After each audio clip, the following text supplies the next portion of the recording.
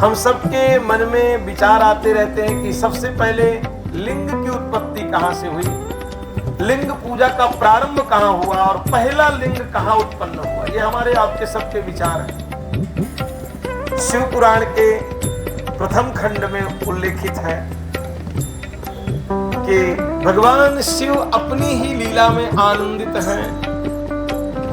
आज भगवान की ही इच्छा से ब्रह्मा जी वैकुंठ पहुंचे और जैसे वैकुंठ ब्रह्मा जी पहुंचे तो भगवान अनंत शयन कर रहे हैं। मां पार्वती उनके चरणों की सेवा कर रही है। वैकुंठ में पार्षद भगवान के वेद मंत्र गान कर रहे हैं। बड़ा आनंद का माहौल है। ब्रह्मा जी जाकर के खड़े हो गए और खड़े होने के बाद थोड़ी देर बाद प्रतीक्षा करने के बाद बड़ी तेज स्वर से बोले कि अरे विष्णु, तू मेरा पुत्र है और तूने खड़े होकर के मेरा अभिवादन नहीं किया, मुझे प्रणाम नहीं किया। तो मुस्कुरा करके भगवान नारायण बोले कि ब्रह्मा जी, शायद आपको पता हो कौन किसका पुत्र है, कौन किसका पुत्र नहीं है। तो कहा कि अरे मैं जगत पिता हूं, संपूर्ण जगत की मैंने रचना किया, मेरे सिवा इस जगत की रचना भी कौन करता है, इसलिए मैं ब्रह्मा कहलाता हूं और संपूर्ण जगत मेरा पुत्र है क्योंकि मैं जगत पिता हूं। तो भगवान विष्णु मुस्कुरा करके बोले कि शायद तुम्हें यह भी याद होगा कि जिससे जो उत्पन्न होता है उसका पुत्र होता है। मेरे नाभि से कमल निकला, क्या निकला, और उसी कमल में तुम उत्पन्न हुए, इसलिए मुझे मेरे द्वारा उत्पन्न किए गए हो, मेरे द्वारा उत्पन्न हुए हो, इसलिए तुम मेरे पुत्र। अब साहब ब्रह्मा जी कह रहे हैं मैं बाप हूं और भगवान विष्णु कह रहे हैं मैं बाप हूं और भगवान भोलेनाथ की लीला। पहले बातों में लड़ाई होती है,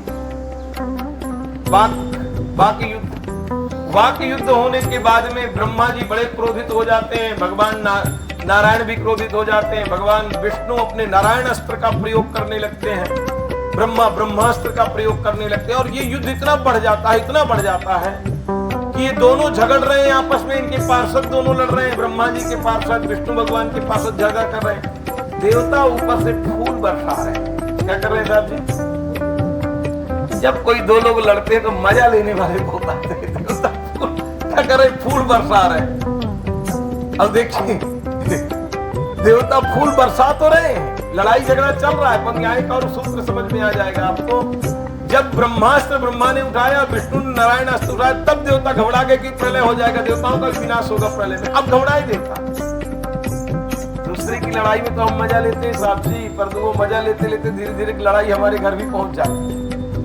क्योंकि जिस चीज में आप जो भावनाओं से जहां इंटरेस्टेड होंगे वो आपके जीवन में जरूर कर जाएगा। बुरे विचार रखोगे धीरे धीरे करके तुम्हारे बच्चों के अंदर, तुम्हारे घर में भी बुरे विचार पहुंचेगा। ऐसा नहीं, जब भी कहीं कोई लड़ रहा हो तो समझाना चाहिए, अगर न समझे तो वहां से चले जाना चाहिए, मजा नहीं लेना चाहिए। अब देवताओं का स्वयं विनाश होने लगा, देवता भड़बड़ाए, चिल्लाए, परेशान हुए, सिर्फ सब कैलाश में पहुंच गए। बाबा मुस्कुरा रहे हैं, बैठे हुए चकाचक। बाबा ने कहा हाँ मैंने देखा है कि ब्रह्मा और विष्णु आजकल दोनों लड़ाई में चल रहे हैं। अरे बोले ब्रह्मास्त्र उठाने वाले हैं, उन्होंने नारायण अस्त्र उठा दिया, प्रलय हो जाएगा सृष्टि का। महादेव आप मुस्कुरा रहे, कुछ करिए ना। तो दोनों के मध्य में दिव्य एक ज्योतिर्मय विशेष महान लिंग की उत्पत्ति हुई साहब। तेजोमय लिंग दोनों के बीच में उत्पन्न हो गया। ब्रह्मा भी आश्चर्य में फंस गए कि ऐसी चीज तो कभी सृष्टि में देखी ही नहीं गई। भगवान नारायण ने कहा कि अद्भुत है, दिव्य है, नील ललोहित है, इसके तो दर्शन ही नहीं हुए आज तक मुझको। सृष्टि का कितनी बार प्रलय हो चुका, मैं कितनी बार शरीर को छोड़ चुका, ब्रह्मा जी ने कहा मैं कितनी बार बदल, आज तक ब्रह्मांड में ऐसी वस्तु, ये दिव्यतम वस्तु।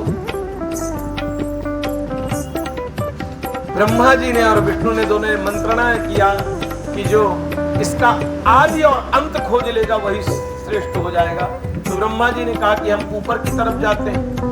भगवान नारायण ने आदेश था, हंस में बैठ करके ब्रह्मा जी बहुत तेज गति से ऊपर की तरफ जाने लगे। ब्रह्मा जी का हंस भी बहुत तेज चलता है। भगवान नारायण वाराह का रूप धारण किए, क्योंकि अंत पता करना है और अंत का कैसे पता चलेगा, पृथ्वी गंधमयी है, इसलिए अंत की तरफ दौड़े। अब दोनों दौड़ने लगे कंपटीशन साहब, करोड़ों किलोमीटर प्रति घंटा के वेग से दौड़ रहे हैं और दोनों 1000 वर्ष तक दौड़ते रहे। अब ब्रह्मा बाबा घबराए कि अब लग रहा है मामला कुछ पटेगा नहीं, क्योंकि अभी तक तो ये भी नहीं पता चल रहा कि हम एक दो फुट ऊपर आए कि नहीं आए। भाई अंदाज भी लगने लगता है ना कि और कितना जाना है।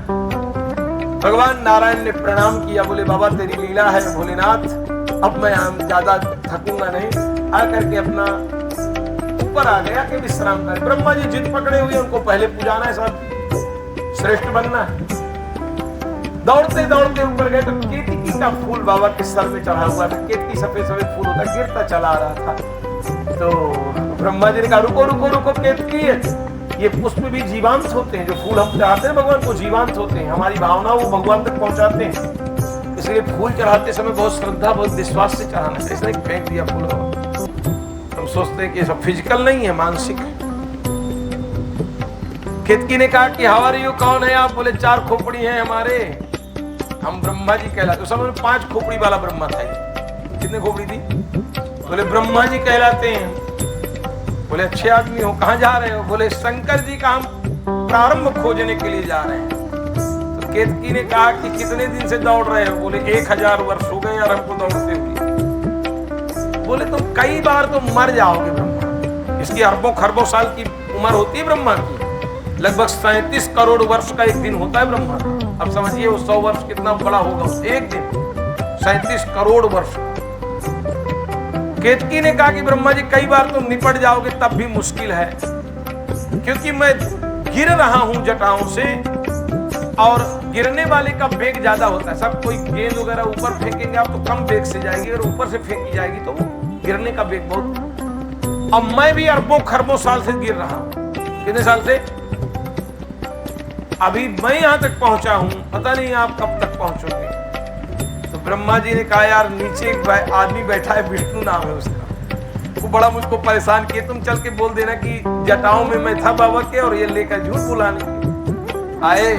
भगवान नारायण बैठे मुस्कुरा रहे थे, बोले कि ब्रह्मा जी कुछ पता चला? बोले आपको? बोले हमें तो कुछ, हम तो बिल्कुल थोड़े नहीं खोज पाए, हम तो घबरा के आके बैठ गए बाबू, क्यों हमारे बस का मामला नहीं था। ब्रह्मा जी हम पहुंचे, जटाओं में केतकी का फूल था, वहां से तोड़ लिए। बोले क्या इससे पूछ, केतकी के फूल कुछ नहीं बोला बेचारा। अरे ब्रह्मा जी ने कहा बोल, तो बोल दिया उसने कि जटाओं से लेके आए। अब साहब ब्रह्मा जी चौकी में बैठ गए, भगवान नारायण से बोले कि अब पैर धो हमारी, अब श्रेष्ठ पूजा करो। उसी समय भगवान भोलेनाथ प्रकट हुए और उनका भैरव तलवार लेकर के दौड़ा, ब्रह्मा जी का एक सर काट दिया। और भगवान शिव डांट करके बोले कि ब्रह्मा, जो अपने आप को श्रेष्ठ मानता है और पुजाने की कोशिश करता है, उसके संसार में कभी पूजा, जो पुजाने की कोशिश करता है उसकी पूजा नहीं होती। त्याग करोगे तो तुम्हारी पूजा हो सकती है। श्रेष्ठ कब हो? जब तुम त्याग करते हो। श्रेष्ठ तुम कुछ चाहते तो श्रेष्ठ नहीं हो जाओगे, भिखारी हो जाओगे ना, चाहे ना तो भिखारी हो गए। भैरव ने दूसरा सर काटने के लिए दौड़े तो तुरंत भगवान नारायण हाथ जोड़ करके बोले बाबा से, बोले कि बाबा इनको माफ कर दो, ब्रह्मा जी कोई भी अपने ही आदमी है, इनको तकलीफ मत दो। तो बाबा तो अद्भुत है, आप जानते हैं। और कहा भैरव छोड़ दो ब्रह्मा को, और ब्रह्मा तुम्हारी पूजा उजा कहीं होगी नहीं। ब्रह्मा बहुत रोया तो बोले कि ठीक है, पुष्कर में बैठ जाना। कहाँ बैठ जाना? और भगवान नारायण से बोले भगवान भोलेनाथ कि नारायण आज से हमारी और तुम्हारी क्वालिटी एक हो, तुम भी मोक्ष दोगे, मैं भी मोक्ष दूंगा। तुम भी सृष्टि का प्रारंभ करोगे, पालन करोगे, अंत करोगे, मैं भी सृष्टि का प्रारंभ करूंगा, आरंभ करूंगा, अंत करूंगा। हम में तुम में संसार में कोई अंतर, अगर संसार में शिव में और भगवान नारायण में, हरि और हर में अगर कोई नारायण अंतर देखेगा घोर पाप में जाएगा। इसलिए दोनों में कोई अंतर नहीं देखना, हरि और हर दोनों एक ही है, दोनों में कोई अंतर नहीं है। इसलिए भगवान भोलेनाथ का ये पहला ज्योतिर्लिंग संसार में उत्पन्न हुआ, जिसका नाम अरुणाचल शिवलिंग है। क्या नाम है? अरुणाचलेश्वर भगवान। ये पहला ज्योतिर्लिंग, वर्ल्ड का पहला ज्योतिर्लिंग, हिमाचल प्रदेश में पहला ज्योतिर्लिंग सृष्टि में आने वाला। फिर भगवान शिव बोले कि आज से ये संसार में ज्योतिर्लिंग के रूप में पूजा जाएगा। लिंग का मतलब होता है प्रतीक, ये शरीर का बॉडी पार्ट्स नहीं है। मैक्स मूलर को बेचारे को नहीं पता था, उसने मैक्स मूलर ने जो भाष्य लिखा वेदों के पुराणों के ऊपर, उसने दिया शंकर जी का बाड़ी पाठ।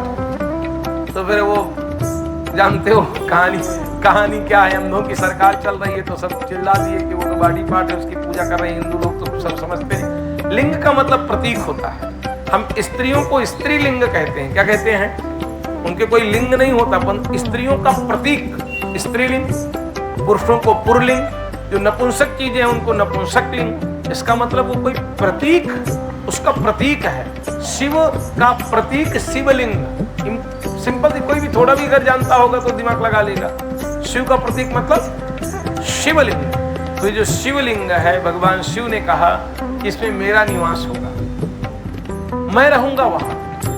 और जब मेरे सानिध्य कोई बैठेगा, आत्मानुभूति होगी, आनंद होगा, जीवन में सुख शांति होगी, पुत्र पौत्र की प्राप्ति होगी, धन धान्य की प्राप्ति होगी, आरोग्य की प्राप्ति होगी, और भगवान शिवलिंग की पूजा से शिवलोक की प्राप्ति होती है। उसको इहलोक के परलोक के, इस लोक में भी आनंद मिलता है और परलोक में आनंद मिलता है। हर हर